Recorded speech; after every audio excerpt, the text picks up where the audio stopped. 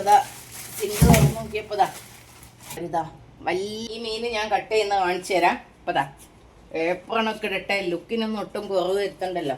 ഇതാ ഈ മീനാണ് കട്ട് ചെയ്യാൻ വേണ്ടി പോകുന്നത്. ആദ്യം തന്നെ ഇത് കട്ട് ചെയ്യാം. എൻ്റെ അമ്മ, പിന്നെ ആയുധങ്ങൾ അധികം ഉള്ളതുകൊണ്ട് നമുക്ക് പേടിക്കാനൊന്നുമില്ല ഗൈസ്.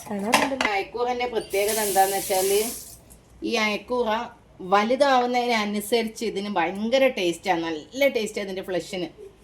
ഇതിൻ്റെ കുടലൊക്കെ അങ്ങോട്ട് മാറ്റി വെക്കട്ടെ. വലിയ വലിയ പീസസാണ്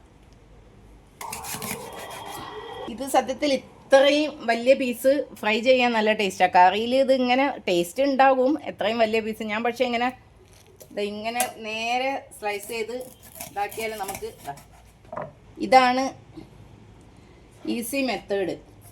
ഇങ്ങനെ ചെയ്ത് കഴിഞ്ഞിട്ട് കത്രിക കൊണ്ട് എളുപ്പം നമുക്ക് കട്ട് ചെയ്യാം.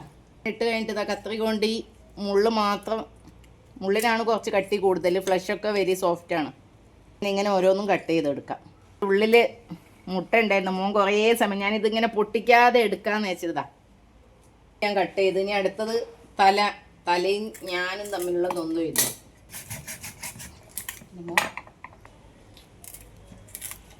ഇതിൻ്റെ തലയും കൂടെ ഇട്ടാലേ കറി നല്ല ടേസ്റ്റ് ഉണ്ടാവുള്ളൂ. ഇത് ഈ കൈ കൊണ്ടാണ് ഇത് പറിച്ചെടുക്കേണ്ടത്. ഇനി ഇത് ഒന്നുകൂടെ പീസസ് ആക്കണം.